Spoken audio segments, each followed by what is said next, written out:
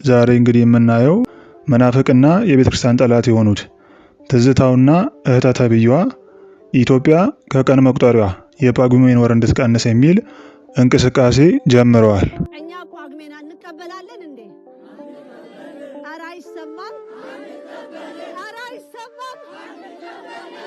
የጳጉሜ ወር ከኢትዮጵያ ምድር ላይ መወገድ አለበት። እኛ ዓለም በሚመራበት ካላንደር ነው መመራት ምን ፈልገው የሚለውን ቻሌንጅ እንጀምረዋል ዛሬ። እነዚህ የውጭ ጨለማ ስርዓት ተላላኪ የሆኑ ግለሰቦችና አሁን ያለው የዓለም ስርዓት ይህ የኢትዮጵያ የቀን መቁጠሪያ ላይ ያለችው ጳጉሜ ከተፈጥሮ ዕለት ጋር የተሰላች እንደሆነ እያወቁ የእኛን ወር መጠቀም ለምን እንደከበዳቸውና በ1775 ታትሞ የነበረው የእንግሊዘኛ መጽሐፍ ቅዱስ ላይ ትክክለኛ የዘመን መቁጠሪያ ብለው ያወጡትን የ13 ወር ቀን መቁጠሪያ ምን እንደሚል እናያለን። ይህን ስል አሁን እየተወራ ያለው አይኤምኤፍ ብሏል የተባለው መረጃን እውነት ነው እያልኩ አይደለም። አይኤምኤፍ እንደዛ የሚል መረጃ አላወጣም። ነገር ግን እንደ አጠቃላይ የአሁኑ የዓለም ስርዓት ለምን እንደማይቀበለው ነው የምናየው። በመጀመሪያ ይህች ወር እንድትቀነስ የፈለጉበት ዋና ምክንያት እቺ ወር ከሌሎች ወር በተለየ አጭር ብትሆንም ብዙ የድህነት ምስጢራት የሚፈጸምባት፣ ውሃዎች እንኳን ሳይቀር በስውር ቆሞ የሚባረኩባት፣ ከሌላው ጊዜ በተለየ ሁኔታ እርኩሳን መናፍስት ኃይላቸው የሚደክምባት፣ ሰው ጊዜዋን ከተጠቀመበት መንፈሳዊ ኃይሉን የሚያድስባት፣ በዓመት ውስጥ ካሉ 4 የሰማይ ደጆች የሚከፈትባቸውና ጸሎቶች ከሚያደርጉባቸው ዕለታት አንዱን የያዘች በመሆኗ ነው። ቤተክርስቲያናችንም ለዛም ነው ጳጉሜን ዕለተ ምሪያ የምትላት። ምሪያ ማለት መድኃኒት ማለት ነው። ምሪያ የተባለችበትን በቀን ቀመር ሲታይ ደግሞ መድኃኒታችን የሆነው ኢየሱስ ክርስቶስ የተወለደበትን ታኅሳስ 29 ቀን ምን ቀን ላይ እንደሚውል ስለምታሳይ ነው።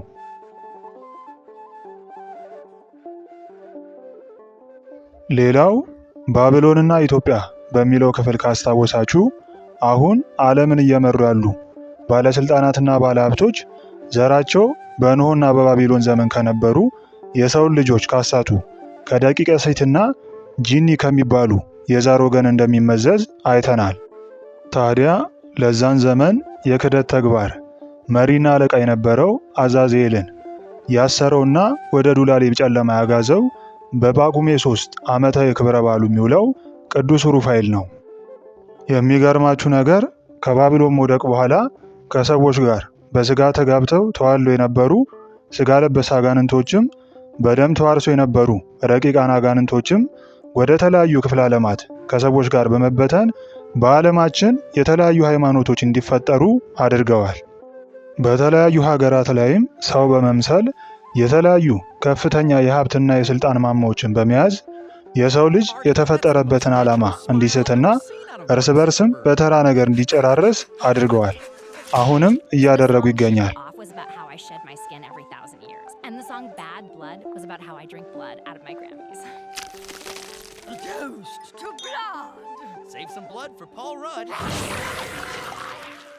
We're not that important. It's not like we control the world. All rise for the reptilian anthem. Let's get down to business. We reptoids have had a great decade. Thanks to propaganda in the media, we have made society more tolerant of our kind. በቤተ ክርስቲያናችን ቅዱሳን አባቶቻችንና እናቶቻችን ከረፍታቸው በኋላ ስማቸውን እንደምንዘክር አጽመ ቅዱሳንን እንደምናፈልስ እንደምናከብር ሁሉ እነዚህም ጂኒዎች መጽሐፈ ሄኖክ እንደሚነግረን ከሰው ልጅ ጋር በመዳቀል የተፈጠሩትን የመጀመሪያዎቹን የቅድመ አያቶቻቸውን የራይቶችን አጽም በአርኪኦሎጂ ቁፋሮ በማውጣት የሰው ልጅ ታሪክ በማስመሰል የእነዚህን የራይት ቅሪቶችን እኛ ኢትዮጵያውያን ባልተረዳነው መንገድ እንደ አጽመ ቅዱሳን ሁሉ አክብረን በሙዚየም እንድንይዘው መገለጫችንም አድርገን በዓለም እንድንናገረው እንድንዘክረው አድርገውናል። የተገኙ አጽመ ቅሪቶቹ እውነትም የራይቶች መሆኑን የሚያረጋግጡ 3 ማስረጃዎች አሉ። አንደኛ፣ ስማቸው የወጣው በመጽሐፈ ሄኖክ ላይ ካለው ታሪካቸው ተወስዶ ነው። ለምሳሌ አርዲ የሚለው የተወሰደው በመጽሐፈ ሄኖክ ምዕራፍ 2 ከቁጥር 7 ላይ ካለው አለቆቻቸው ከወረዱበት የኤርሞን ተራራ ክፍል ከሆነው አርዲስ ነው። የሉሲንም ብናይ ሉሲ ማለት አንጸባራቂ ኮከብ ማለት ነው። ይህም የወሰዱት በመጽሐፈ ሄኖክ ምዕራፍ 30 ከቁጥር 15 ላይ አዛዜል ከተጠራበት ኮከብ ነው። ሁለተኛ በአፋር የተገኙት እነዚህ አጽመ ቅሪቶች መጽሐፈ ሄኖክ ላይ እንዳሉት ራእይቶች የተወሰነ አካላቶቻቸው የሰው ይመስላል።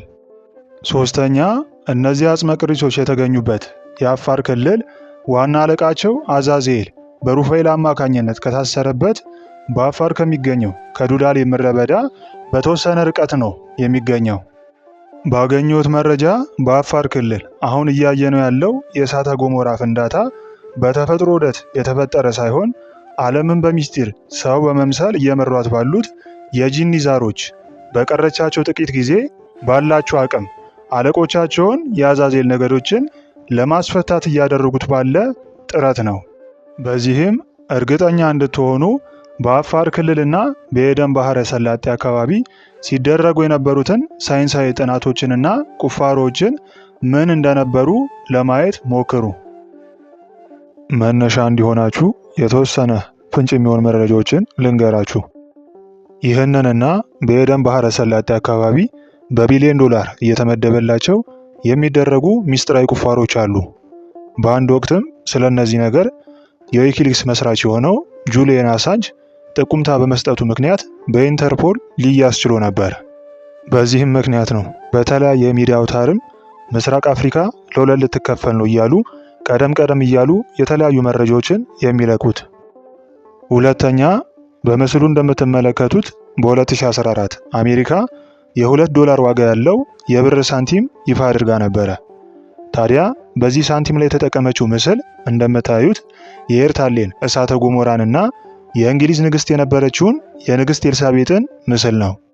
ባቢሎንና ኢትዮጵያ በሚለው ርዕስ በቀረቡ 14 ክፍላት ላይ እንዳየነው እነዚህ የእንግሊዝ ነገስታት ልቡሳነ ሥጋ አጋንንት ሲሆኑ ዘራቸውም ከአለቃቸው አዛዜልና በባቢሎን ዘመን ከነበሩ የጂኒ ዛሮችና የጥፋት ትውልዶች የሚመዘዝ ነው።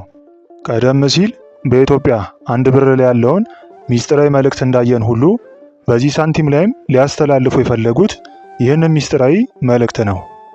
በዚህም ምክንያት ነው በአሁኑ ሰዓት በአፋር ክልል ባላቸው አቅም ቅዱስ ሩፋኤል ያተመባቸውን ካህኑ መልከጼዴቅ በስውር የሚጠብቃቸውን እነዚህን ስፍራዎች ተፈጥሯዊ አደጋ በሚመስል መንገድ ለመክፈት የሚታገሉት።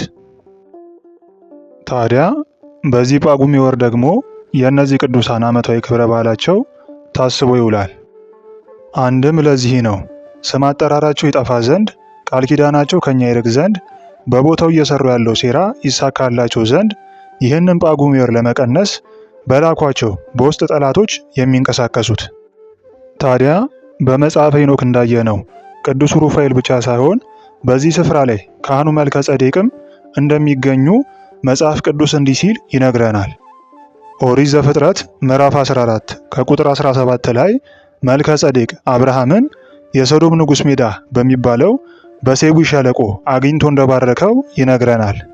ይህ ሰዶም ደግሞ በቀደሙ ክፍላት እንዳየነው እንደምታዩት የሚገኘው በአፋር ነው። በደንብ ግልጽ እንዲሆንላችሁ የቀደሙ ክፍላትን ለማየት ሞክሩ። ታዲያ ባነሳናቸው ሐሳቦች በዚህች ወር የሰማያት ደጆች የሚከፈቱበት፣ የሰዎች መንፈስ ኃይል የሚታደስበት፣ የርኩሳን መናፍስት ኃይል የሚደክምበት፣ ውሃዎች ሳይቀሩ በስውር ቆመው የሚባረኩበት፣ ፍጥረታት ሁሉ የሚታደሱበት፣ ቤተ ክርስቲያንን ከመፍረስ ሕዝበ ክርስቲያኑንም በባህር ከመስጠም ያዳነ ፈዋሴ ድውያን፣ ፈታሄ ማኅፀን፣ አቃቤ ንሆት፣ መራሄ ፍኖት፣ መልአከ ከብካብ፣ ከሳቴ እውራን፣ ሰዳዴ አጋንንት የተባለው አዛዜልን ወደ ጥልቁ አግዞ ያሰረው ቅዱስ ሩፋኤል የሚከብርበት ወር ስለሆነች ነው። ቀደም ሲልም አንድ ያልጠቀስኩት ሐሳብ አለ። በዚህች ወር የጌታችን ልደቱ ብቻ ሳይሆን ዳግም ምጽአቱ ጭምር የሚታሰብባት ታላቅ ወር ነች። ሌላው ጳጉሜ ወር ትቀነስ ያሉበት ዋናና ዋና ምክንያት ከሰው ልጆች ብቸኛ በክርስቶስ የተመሰሉ በአኗኗራቸው ፍጹም ጿሚ፣ ታራሚ፣ ባህታዊ የሆኑ የወንጌል አንድምታ እንደመሰከረላቸው ቅድመ ክርስቶስ የወንጌል ተስፋ የታየባቸው ነቢዩ ዳዊት በመዝሙሩ፣ ሐዋርያው ቅዱስ ጳውሎስ በመልእክቱ፣ ቅዱሳን በድርሰቶቻቸው የመሰከሩላቸው የዘላለም ካህን የሆኑ ክርስቶስም በክህነት ሥርዓታቸው በመግባት በአዲስ ኪዳን ያጸደቀላቸው ጥንት አበብዙሃን የተባለው አብርሃምን የባረኩ አብርሃምን በፍርሃት የሰገደላቸው ቀደም ሲል ከሩፋኤል ጋር ባነሳ ነው በዱዳሌ ምድረ በዳ ላይ በስውር በብዙ ምስጢራትና መዛግብት ላይ የተሾሙ ብዙ ታላላቅ ስራዎችን እየሰሩ ያሉ ታላቁ አባታችን ካህኑ መልከ ጼዴቅ በዚህ ወር ከቅዱስ ሩፋኤል ጋር ስማቸው ስለሚዘከር ነው። እነዚህ ቅዱሳን በዱዳሌ ምድረ በዳ ባሉ ምስጢራት ላይ ስልጣን ስላላቸው ነው አሁን በአፋርና በኢትዮጵያ የሚንቀሳቀሱ የውጭ የጥፋት ኃይላት ለስራቸው እንዲመቻቸው ዝክራቸው የሚጠፋበትን ቃል ኪዳናቸው ከኛ የሚርቅበትን መንገድ በማሰብ ይህንን ውሳኔ የወሰኑት። ሌላው ይህ ውሳኔያቸው ከቁጥር ጋር ያለው ምስጢር ስናይ በእነዚህ ርኩሳን መናፍስት ስርዓት የሚመራው የውጭው ዓለም ላይ በተለያዩ ነገሮች ላይ እንደ መጥፎና ገደቢስ ተደርጎ የሚታሰብ ብቸኛ ቁጥር አለ። ይህም ቁጥር 13 ቁጥር ነው። በተለይ ከዕለተ ዓርብ ጋር ከገጠመ ይህ የሆነበትን ምክንያትና ከጳጉሜ ወር ጋር ያለው ምስጢር እንይ።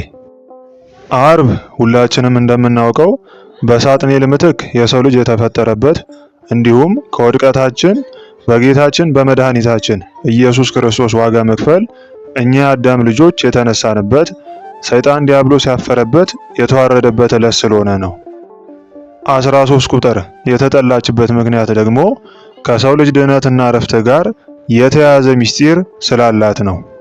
ይህንንም የጊዜ መለኪያ በሆኑት በሰዓት፣ በቀን፣ በሳምንትና በወር እንየው።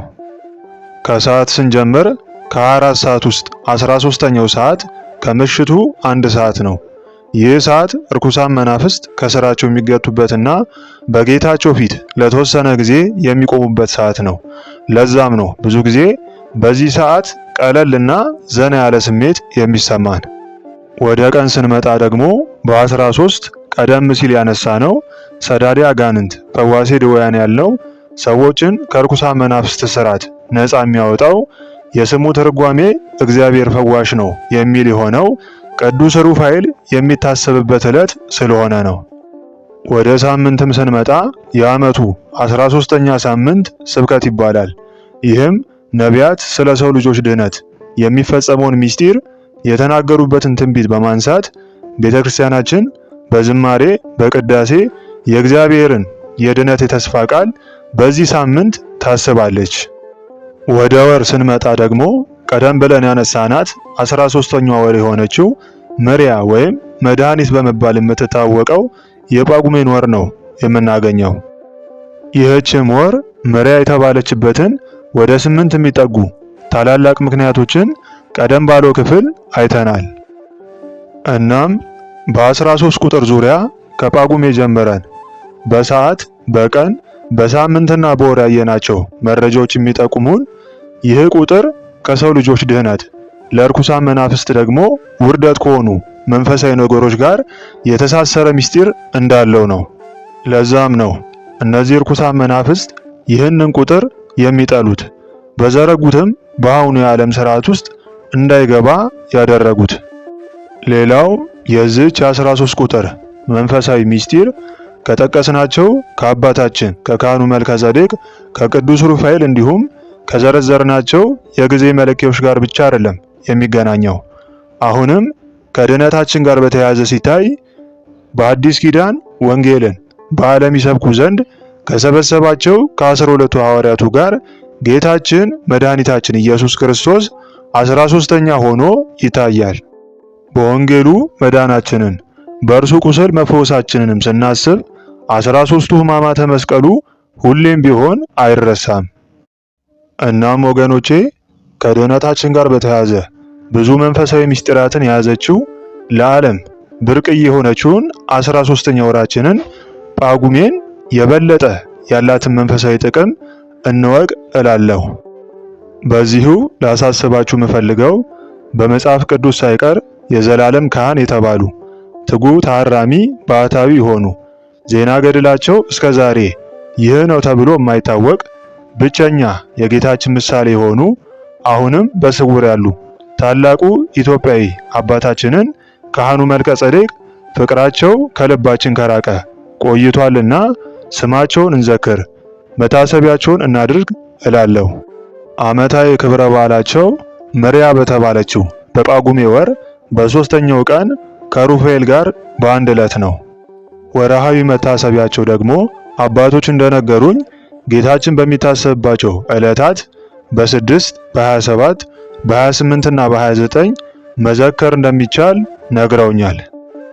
ይህ በምስሉ የምትመለከቱት ባለ 8 ጎን ኮከብ የአባታችን ካህኑ መልከ ጼዴቅ ማህተም ሲሆን አርማይም ያደረኩት ለሳቸው መታሰቢያ እንዲሆን ነው። 8 ቁጥር በቤተ ክርስቲያናችን አስተምህሮ ደግሞ ኢየሱስን የሚወክል ቁጥር ነው። ከሰው ወገን ደግሞ የእርሱ ብቸኛ ምሳሌ የሆኑት ደግሞ ካህኑ መልከ ጼዴቅ ናቸው።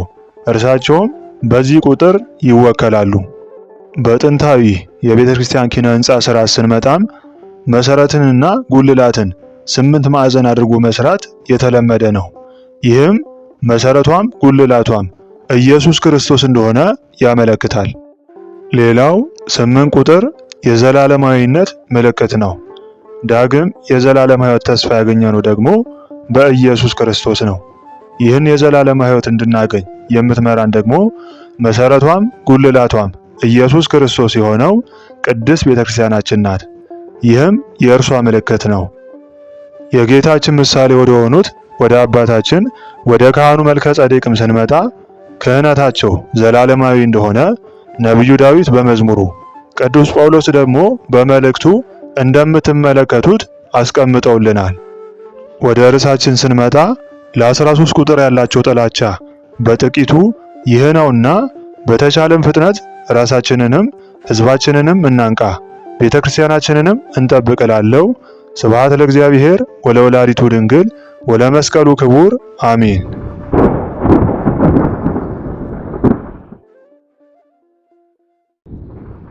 ሰላም ውድ የእግዚአብሔር ቤተሰቦች፣ ዛሬ እንግዲህ የምናየው ቀደም ባሉ 2 ክፍሎች የጨለማው የዓለም ስርዓት በእነዚህ ግለሰቦች አማካኝነት ረቂቅ መንፈሳዊ ምስጢር ያላትን 13ኛ ወራችንን ጳጉሜን ለምን መቀነስ እንደፈለጉና በዚህ ወር ዓመታዊ ክብረ በዓላቸው ከሚከበረው ከቅዱስ ሩፋኤል ከአባታችን ካህኑ መልከ ጼዴቅና በአፋር ክልል ካለው መጽሐፍ ቅዱሳዊ ምስጢር ጋር እንዴት እንደተያያዘ አይተናል። በተጨማሪም 13 ቁጥር ከሰዎች ድህነት ጋር በተያያዘ በሰዓት፣ በቀን፣ በሳምንትና በወር ምን እንደሚመስል በማስረጃ አይተናል። አሁን ደግሞ በአጭሩ የምናየው ይህ የ13 ወር የቀን መቁጠሪያ ከብዙ መቶ ዓመታት በፊት የውጭው ዓለም ትክክል እንደሆነና ያምኑበት እንደነበረ የሚያሳይ ማስረጃ ነው።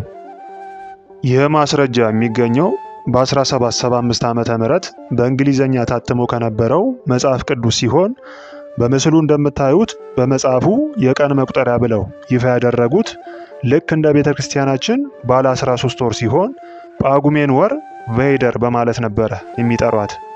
ይህ ብቻ አይደለም፣ የዓመቱ የመጀመሪያ ወር ብለው ያስቀመጡት ማርችን ነው። ይህ ወር ደግሞ በእኛ መስከረም የሚሆንበት ወር ነው።